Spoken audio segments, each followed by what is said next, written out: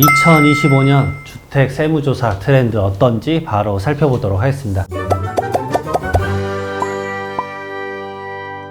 네, 안녕하세요. 재테크 말하는 두꺼비 세무사입니다. 국세청에서 보도자료가 나왔습니다. 2월 17일자로 나왔고요. 2025년 주택 세무조사 트렌드 어떤지 이거 보면 한 번에 해결이 됩니다. 그래서 케이스별로 하나씩 살펴보면서 제발 이런 거래 제발 하지 마세요 라는 것과 이런 거래할 때는 제발 이렇게 좀 하세요. 정말 저에게 너무 많이 물어보는 부동산에 대한 거래 형태 짤 때 어떻게 하면 좋은지에 대해서 하나씩 말씀을 드려보도록 하겠습니다. 자, 어쨌든 이번에 고액 부동산 거래하면서 변칙적이고 지능적으로 탄로한 사람 156명에 대해서 선정하고 엄청나게 이 세무조사로 빡빡하게 했습니다. 탈세에 대해서 말 그대로 추징을 했고요. 지금 말 그대로 부동산 시장은 전체적으로 약세지만 얼죽신, 얼어 죽어도 신축, 똘똘한 한 채, 서울지방 양극화 심해지고 있다라고 해서 말 그대로 고가 부동산에 대해서 세무조사 엄청나게 하고 있다라는 보도 자료예요. 첫 번째 바로 보도록 하겠습니다. 부친으로부터 편법 증여받은 자금으로 고가 아파트 취득하여 증여세 탈루. 결론부터 말씀드리면 이 정도 재산가액이 있는데 1억에 거래를 했다고요? 라고 생각이 드는 케이스입니다. 제가 여러 번 세무조사 케이스 할 때마다 많이 말씀드렸는데 실무에서 제가 이런 분들을 경험을 많이 합니다. 자산이 있으신 분들이 생각보다 두 가지 생각입니다. 첫 번째로는 세무사에게 무조건 상담받고 법에 테두리 내서 합법적으로 하겠다라는 분들이 있고, 두 번째는 뭐냐면 아니 국세청이 어떻게 알겠어. 아직도 그렇게 생각하시는 분들이 진짜로 있습니다. 그리고 그런 것들에 대해서 조사 이렇게 한다라고 말씀드리면 나는 안 걸려. 나는 안 걸리는 법을 알고 있다 라고 하는 케이스인데 그 케이스에 해당하셔서 걸리신 것 같아요. 자녀을이 본인 소득이 거의 제로인데 수십 배에 달하는 자력으로는 취득할 수 없는 서울 고가 아파트를 땡땡억 원, 적어도 10억 이상이 제가 봤을 때는 되어 보여요. 이 아파트를 취득을 했습니다. 한편 부친은 자녀가 아파트를 취득하기 진짜 직전에 고액의 배당금도 수령하고 보유 중이던 상가도 매각을 했습니다. 근데 그 자금을 어디다 썼는지 말을 못하고 있어요. 그리고 자녀을은 소득 재산 상태로 봤었을 때 부친으로 지원받아서 아파트를 취득한 것으로 분석돼 가지고 확인했는데 증여세 신고는 단 1원도 하지 않았습니다. 말도 안 되는 터무니없는 형태로 거래를 하셨어요. 그래서 편법 증여 여부, 소득 신고 누락 여부 등 살펴봐 가지고 조사하겠다. 왜냐면 자녀을이 이거 증여받아서 한 거 아니면 자녀을이 말 그대로 본인의 소득을 누락한 꼴이 되잖아요. 안 그러면 어떤 금액으로 이걸 샀는데 소명을 했으면 좋겠죠. 예를 들어서 코인을 해서 돈을 벌었다. 그럼 코인에서 돈 번 거를 입증을 하면 되죠. 제가 왜 코인 얘기를 하죠? 코인 같은 경우는 소득이 지금 포착되지 않기 때문에 그렇죠. 왜냐? 과세되는 세목이 아니기 때문에 국세청에서 알 수가 없다. 이런 예외는 있겠지만 그게 맞다라고 한다면 그것을 떳떳하게 증빙하지 않으면 안 됩니다. 그러면 국세청이 밝혀내야 되는 거 아니냐? 전혀 그렇지 않죠. 법에는 이렇게 적혀 있습니다. 소득, 자산, 그리고 본인의 직업이나 능력에 따라서 나이까지 포함해서 이런 것들에 대해서 본인의 자금을 추정을 밝혀내지 못하면 이런 것들에 대해서 간주해가지고 과세를 할 수 있습니다. 자, 두 번째, 가장매매입니다. 다주택자예요. 내가 주택이 두 개예요. 근데 비과세를 받고 싶어요. 왜냐? 비과세를 못 받으면 세금이 엄청 나오니까. 그러니까 기존에 하나 있던 주택을 친척에게 잠깐 팔아요. 그러면 한 주택이 되죠. 그 다음에 내가 비과세 받은 다음에 다시 그 주택을 다시 친척으로부터 사들이는 거예요. 이거 너무 사실은 속된 말로 뻔한 거 아닙니까? 그러니까 말 그대로 비과세 받으려고 잠깐 줬다가 잠깐 다시 걷어들이는 거예요. 그 거래 비용이 내가 비과세 받는 것보다 싸니까 이런 행위를 한 것 같아요. 하지만 친인척 간의 거래, 제가 봤을 때는 거의 100% 클릭해서 확인하는데 정말 오래 걸리지 않습니다. 그래서 이런 부분들도 여러분들 조심하셨으면 좋겠어요. 자, 세 번째, 부실법인을 거래 중간에 끼워 넣는 수법으로 양도소득세 탈루. 전 딱 보자마자 이분은 진짜 세법에 대해서 아무것도 모르는구나. 그냥 이 정도 하면 안 걸리겠지라고 생각하신 것 같아요. 제가 아까 말씀드렸던 두 번째 케이스예요. 왜냐하면 이 정도는 안 걸려. 어떻게 알겠어? 라고 생각하셨다가 때려 맞은 것 같습니다. 이거는 부동산이 주택이 아니라 토지예요. 토지를 사실상 휴폐업 상태의 법인, 부실법인에게 취득가액보다 낮게 양도를 해요. 그럼 양도소득세 전혀 발생하지 않게끔 말 그대로 예전에 취득가액보다 낮게 세팅을 한 거죠. 그래서 본인 양도소득세 안 내고, 근데 웃긴 게 그걸 사자마자 동일 날짜에 다른 법인에게 이 토지를 땡땡억 원 아주 고가로 팝니다. 재양도를 하죠. 그래서 고액의 양도 차익이 발생했는데 법인세는 또 신고를 안 해요. 이게 말이나 됩니까? 양수법인이 그럼 얼마에 취득했다라고 취득가액 하면서 신고를 다 할 텐데 이 상호로 대차해가지고 서로 살펴보는데 이런 말도 안 되는 거래를 하셨어요. 그래서 이 말 그대로 부실법인 끼워놓고 거래한 거잖아요. 진짜 터무니없은 사례입니다. 말 그대로 안 걸릴 거라고 본 것 같은데 이것에 대해서 바로 양도소득세 추징했습니다. 네 번째 케이스입니다. 정말 많이들 물어보시죠. 몰래 저에게 물어봅니다. 세무사님 이런 거 걸리나요? 그럼 제가 말씀드리죠.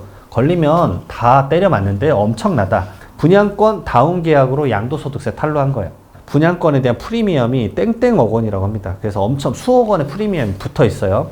그래서 전매 제한이 풀리니까 이것을 팔고자 하는데, 왜냐하면 양도소득세가 분양권에 대한 양도소득세 몇 프로죠?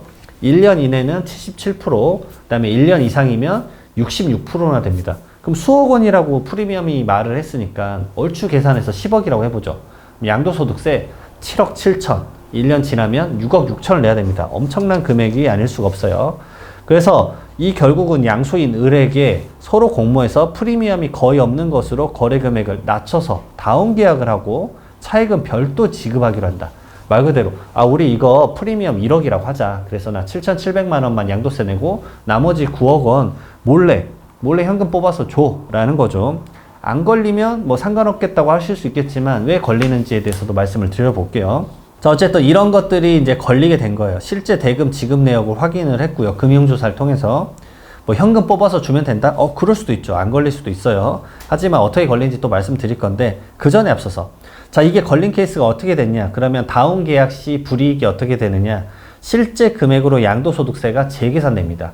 그러니까 10억으로 재계산해서 안 냈던 7억 7천에서 7,700만 원 빼고 나머지 차액에 대해서 6억 9천 얼마겠죠? 엄청난 금액에 대해서 우선 세금이 측정이 되고 부당 과소신고 가산세가 붙습니다. 아주 불법적인 행동을 했기 때문에 부당하다 그래서 몇 프로가 붙냐? 6억 9천 거의 7억에 되는 것에 대해서 40% 붙습니다. 7, 4, 28 바로 2억 8천 붙어요. 자, 그 다음에 납부지연 가산세가 일당 0.02%씩 붙습니다. 1년 지나면 이것도 한 8% 정도 돼요. 엄청나게 높은 세금이죠. 자, 그 다음에 비과세나 감면 전부 다 배제되고요. 과태료가 부과됩니다. 지자체의 거래가액의 10% 이내에서 과태료가 부과돼요. 실거래가 위반으로 알고 있어요. 제가 봤을 때는. 자, 그 다음에 이걸 중개해 주신 분 공인중개사 등록 취소가 됩니다. 엄청난 세금을 때려 맞아요. 말 그대로 프리미엄보다 더 높은 가산세까지 포함하면 더 높은 금액을 때려 맞기 때문에 쉽지 않죠. 자, 이거 언제 걸리고 어떻게 걸리냐?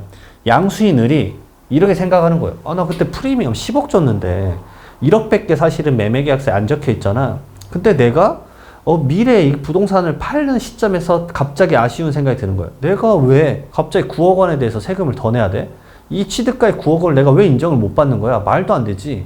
라고 알아봐요. 알아봤더니 실거래가에 대한 과태료 얼마 내면 되고 뭐 약간의 제재만 받아요. 근데 본인이 세금적 제재를 받는 건 없어요. 말 그대로 몇 억을 때려받진 않고 오히려 9억이 인정받으면 세금이 몇 억이 줄어드는 상황이 생기죠. 9억 정도면 얼추 계산해도 지금 40% 구간이니까 3, 4억 이상은 세금이 줄어요. 지방소득세 포함하면 엄청난 세금이 줄어들 수 있는 겁니다. 자, 그걸 번쩍 생각하는 거죠. 그럼 실거래가 과태료 한 1억 맞고 그럼 나머지 금액 한 3억은 이득이네?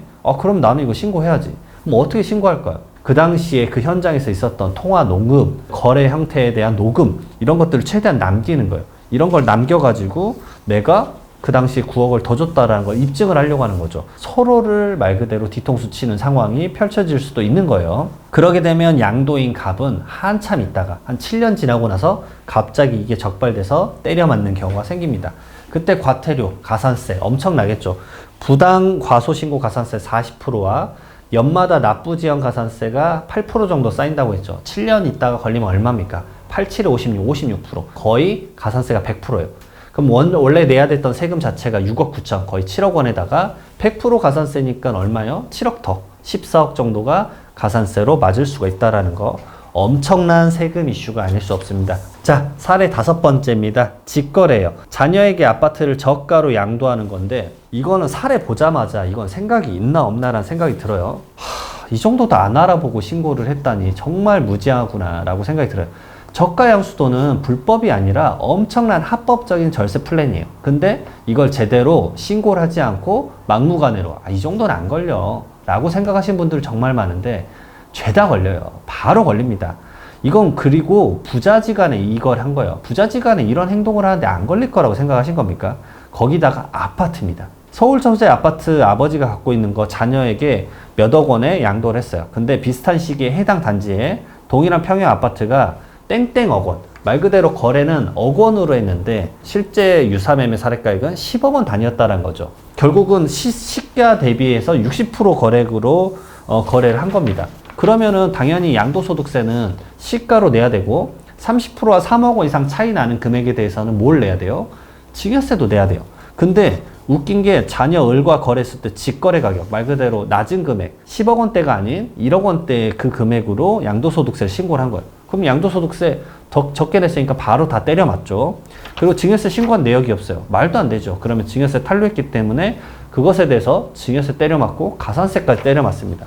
제가 봤을 때 세금 많이 나오면 지금 자녀에게 실질적으로 양도한 그 주택 가격만큼 제가 봤을 때는 이 과세가 될 수도 있겠다라고 보고 있어요. 저가형 수도는 잘 이용하고 신고를 제대로 해야 됩니다.